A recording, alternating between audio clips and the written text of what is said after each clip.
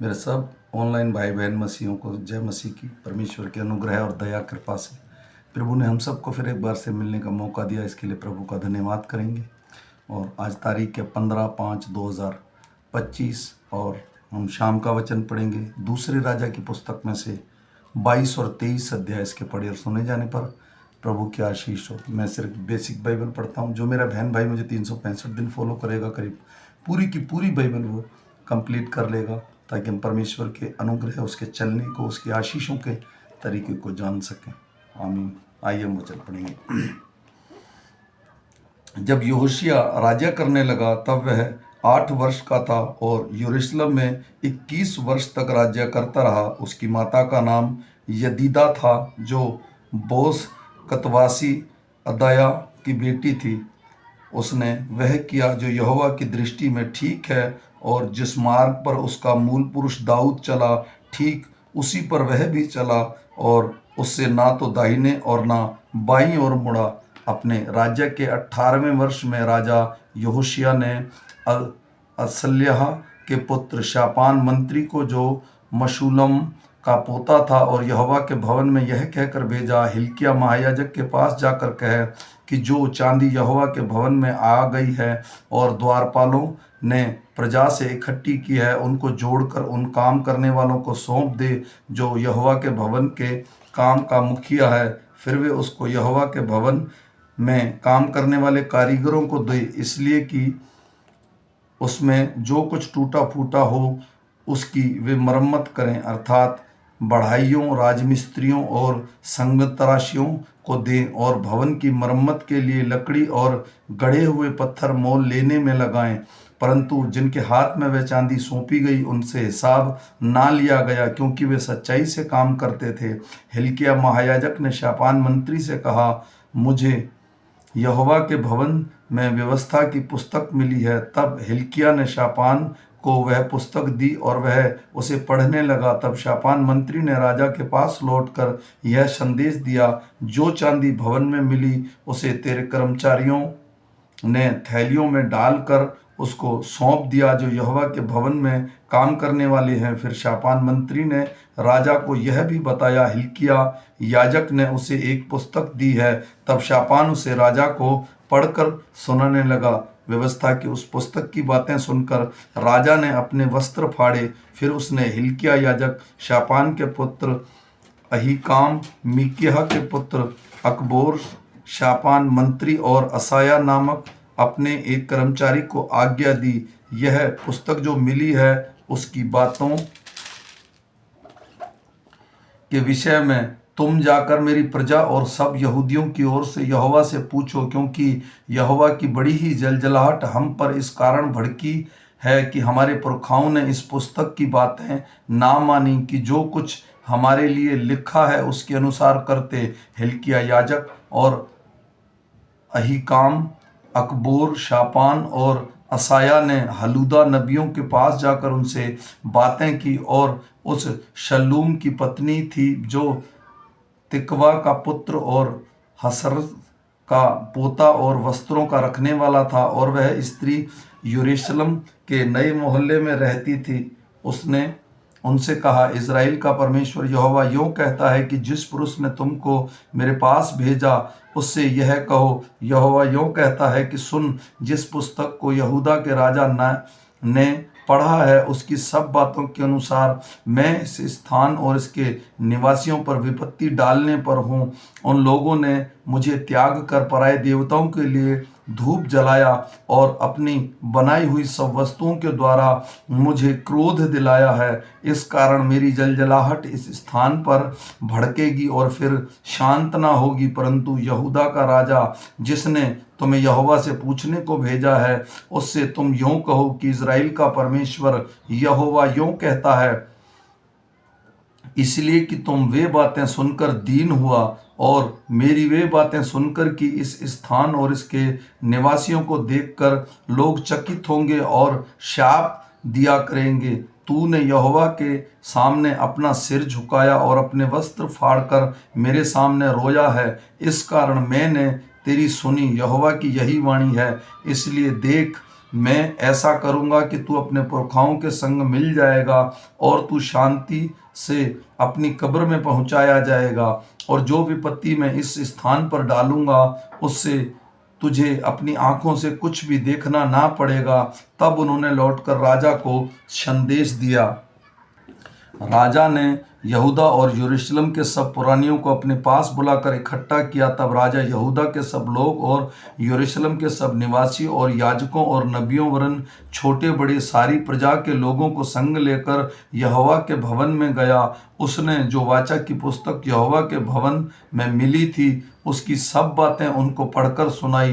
तब राजा ने खंबे के पास खड़े होकर यहोवा से इस आशय की वाचा बांधी कि मैं यहोवा के पीछे पीछे चलूँगा और अपने सारे मन सारे प्राण से उसकी आज्ञाएं चुनौतियां और विधियों का नित्य पालन करता रहूँगा। इस वाचा की बातों को जो इस पुस्तक में लिखी है पूरी करूँगा। और सारी प्रजा वाचा में सहभागी हुई। तब राजा ने हिल्किय्याह महायाजक और उसके नीचे के याजक और द्वारपालों को आज्ञा दी कि जितने पात्र बाल और आशेरा और आकाश के सारे गणों के लिए बने हैं उन सभी को यहोवा के मंदिर में से निकाल ले आओ। तब उसने उनको यरूशलेम के बाहर किद्रोन के खेतों में फूंक कर उनकी राख बेतेल को पहुंचा दी। जिन पुजारियों को यहूदा के राजा ने यहूदा के नगर में ऊंचे स्थान और यरूशलेम के आसपास के स्थानों में धूप जलाने के लिए ठहराया था उनको, और जो बाल और सूर्य चंद्रमा राशि चक्र और आकाश के सारे गणों की धूप जलाते थे उनको भी राजा ने दूर कर दिया। वह आशेरा को यहोवा के भवन से निकालकर यरूशलेम से बाहर किद्रोन में ले गया और वहीं उसको फूंक दिया और पीस कर बुकनी कर दिया। तब वह बुकनी साधारण लोगों की कब्रों में फेंक दी गई। फिर पुरुषगामियों के घरों जो यहोवा के भवन में थे जहाँ स्त्रियाँ अशूरा के लिए पर्दे बुना करती थी उनको उसने ढा दिया। उसने यहूदा के सब नगरों में याजकों को बुलवाकर गेबा से बेरशेबा तक उन ऊंचे स्थानों को जहां उन याजकों ने धूप जलाया था अशुद्ध कर दिया, और फाटकों के ऊंचे स्थान अर्थात जो स्थान नगर के यहोशू नामक हाकिम के फाटक पर थे और नगर के फाटक के भीतर जलाने वाले के बाईं ओर थे उनको उसने ढा दिया। तो भी ऊंचे स्थान के याजक यरूशलेम में यहोवा की वेदी के पास न आए। वे अख़मीरी रोटी अपने भाइयों के साथ खाते थे।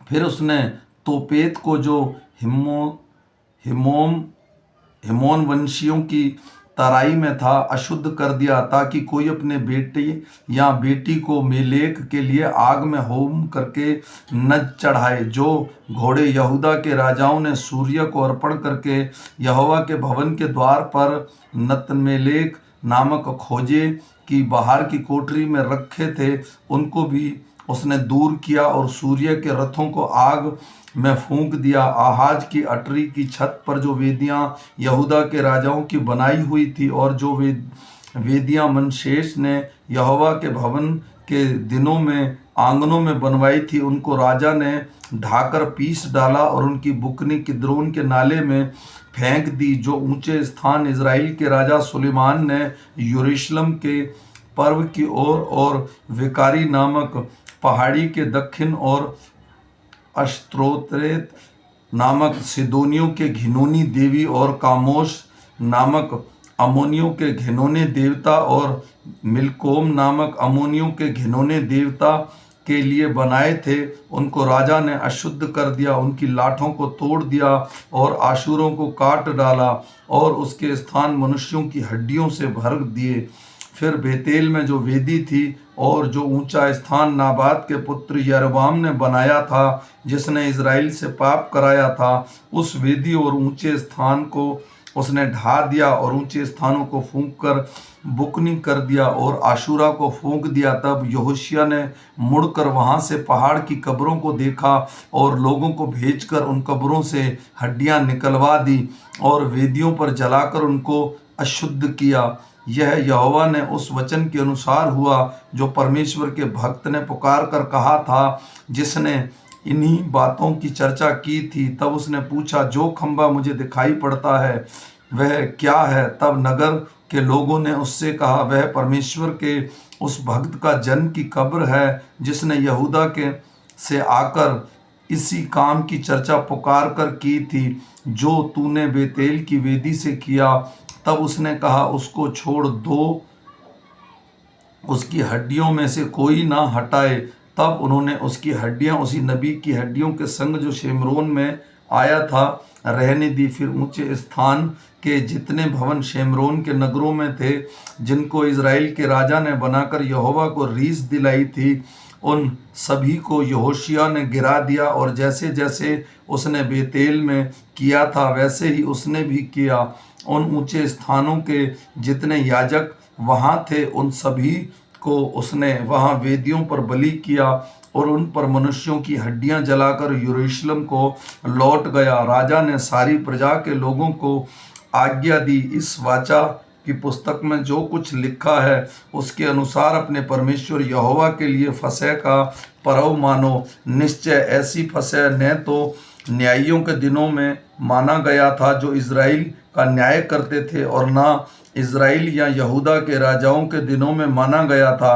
राजा यहोशिया के 18वें वर्ष में यहोवा के लिए यरूशलेम में फसह माना गया। फिर ओझे, भूत सेधने वाले ग्रह देवता, मूर्तें और जितनी घिनौनी वस्तुएं यहूदा देश और यरूशलेम में जहाँ कहीं दिखाई पड़ी, उन सभी को यहोशिया ने इस विचार से नष्ट किया कि व्यवस्था की जो बातें उस पुस्तक में लिखी थी, जो हिल्किय्याह याजक को यहोवा के भवन में मिली थी, उनको वह पूरी करे। उसके तुल्य न तो कोई उससे पहले कोई ऐसा राजा हुआ और न उसके बाद कोई ऐसा राजा उठा जो मूसा की पूरी व्यवस्था के अनुसार अपने संपूर्ण मन और प्राण और पूर्ण शक्ति से यहोवा की ओर फिरे।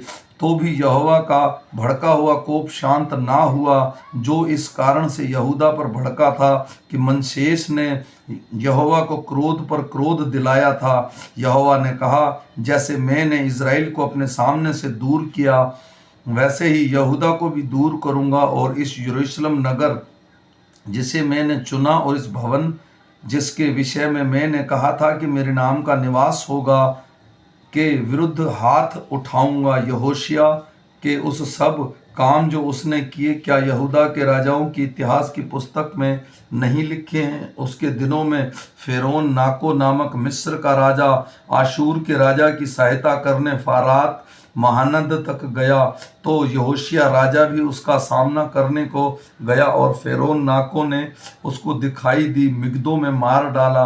तब उसके कर्मचारियों ने उसका शव एक रथ पर रख मिग्दो में ले जाकर यरूशलेम को पहुंचाया और उसका निजी कब्र में रखा गया। तब साधारण लोगों ने यहोशिया के पुत्र योहाज को लेकर उसको अभिषेक करके उसके पिता के स्थान पर राजा नियुक्त किया। जब योआज राजा करने लगा तब वह 23 वर्ष का था और 3 महीने तक यरूशलेम में राज्य करता रहा, और उसकी माता का नाम हमतूल था जो लिब्नावासी यिम्रिय्याह की बेटी थी। उसने ठीक अपने पुरखाओं के समान वही किया जो यहोवा की दृष्टि में बुरा है। उसको फ़िरौन नाको के हमात देश के रिबला नगर में बंदी बना लिया ताकि वह यरूशलेम के राज्य न करने पाए। फिर उसके देश में 100 किक्कर चांदी और किक्कर भर सोना जुर्माना किया।